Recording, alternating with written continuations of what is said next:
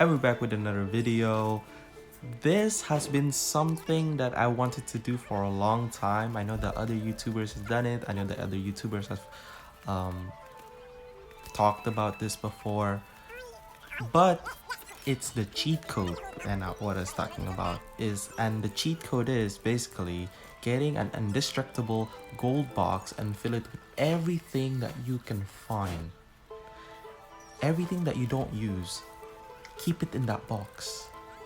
And what I mean by keeping it in the box is from swords, helmets, staffs. You don't need them, right? You don't need to. Even if you sell them, it's not gonna give you an amazing return in money, because it all depends on who you're selling to and what how they treat you and all this kind of stuff, and if you have bartering and whatever. So if you don't have that, keep it in a box and take that box with you, especially if you're playing in, like, if you just want to have fun with the game, you know. You don't necessarily have to have a build, but my build for this one is that you have to maximize your wits, right? I'm playing lone wolf, so wits doubles. My wit I think is about 40, and then I have to maximize my critical attack, which is both dual wielding, actually two-handed, and scoundrel points. And lastly, to move the box from places to places, as you can see in the video, you need maximum telekinesis. The more telekinesis you have, the further you can move the box, and the further you can move the box. Now you can get telekinesis points from leveling up, but if you can't do that, find jewelries that contain telekinesis. It might be hard to find them because those are so rare. You find more like bartering, you find more like sneaking, thievery, and all this stuff, but it's almost impossible to find the ones that are persuasion, or not persuasion, telekinesis. So the reason why I love this cheat code, air quotes, is that you can defeat anybody, no matter how strong they are, no matter what level you are, as long as you go first and you capitalize on your chances. So what I did was, for the traits, is executioner, because every kill move, the first kill move on your turn, it grants you 2 AP, 2 more action points, and then it also gives you I also did, I think, now I remember, I gave Hudhead. Hudhead basically gives you, when you're in full vitality, it gives you a 10% chance of a more critical score and a 10% more accuracy, so you would never miss, or hardly miss, depending on the skill points that you put it in. Now as you can see in this video, you can kill paladins, you can kill source teachers and whatever, you can kill, and actually I'll leave it for you guys at the end of the video, because I killed somebody more powerful than I ever did in the game, you know, somebody that is just way more powerful than me, you know. See, the thing is, this box weighs about 6,000, so, you know, with a critical chance score, it gives to like 7,000 skill points. Look at like 7,000 hit score, and look at that, right? I kill Riker just like that, dropping the thing on top of his head, right? Now, prior to the video, I did kill the 2 ogres, or the 2 monsters that were guarding the bridge, but I couldn't put that in the video because I totally forgot and I couldn't rewind.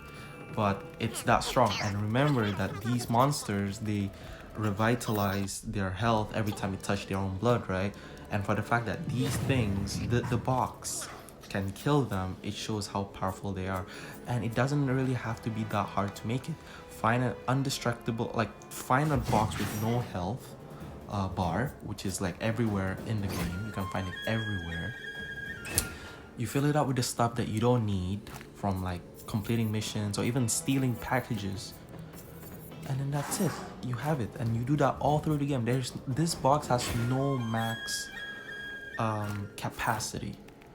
It's literally a very, very deep hole that you can put anything in. As you can see, we just killed the advocate. All right, advocate at what? I'm barely level 14. Just leveled up to level 14, and we killed him. Right.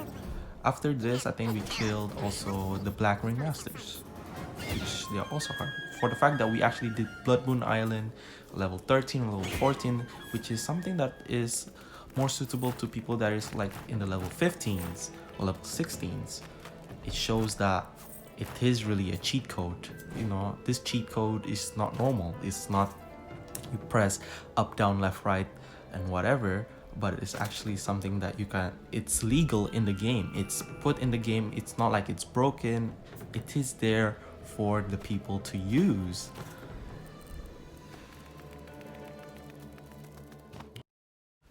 Another thing that I would like to remind you guys is that always save before every play, because the thing is, I know this box is very, very hard to make. So going from map to maps, you have to be able to save them in case that you forgot the box in any other way, or let's say you're fighting a boss, right? And it gives like for example, it from the first map to the second map where you have to fight Dallas in the boat. It's hard to use the box because the thing is, if we try to kill Dallas, she will flee and then it goes to a cutscene. Now, there's no way that your box would be there because you left it, right? And just like that, your box is gone. So what I suggest you do is that if you're like a big battle, use the box to beat all the other characters, and then maybe, you know, if there's a chance, try to not use the box maybe at the end so that you can, you know, take it, and use your other characters to lead the party rather than your primary character. The box should be somebody that is like leading from behind, like the secret weapon, you know what I'm saying? Now, this is the last scene that I wanted to show you. The Demon Slayer, Jahan, right? We did the mission after this. Like, we did the mission before it, sorry. We got the experience point and whatever. Jahan, for me, there was definitely poo coming out of me, right? Level 20, and he got first. And I was like, oh shoot, we didn't get him in the first hit. And my guy died because he was just so powerful.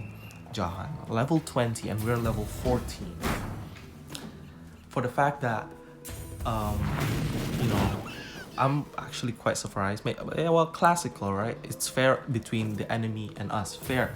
It's a fair story arc. Now, for the fact that we had to, you know, rejuvenate our main character, the box handler, it's just like pure luck. And look at this, it didn't even take a hit. It took 2 hits to kill him. That's how powerful Jahan was. And it's just incredible that the box can do this. And it's for anyone. You know, as you progress through your game, it's gonna get heavier and heavier, and you're gonna get easier and easier.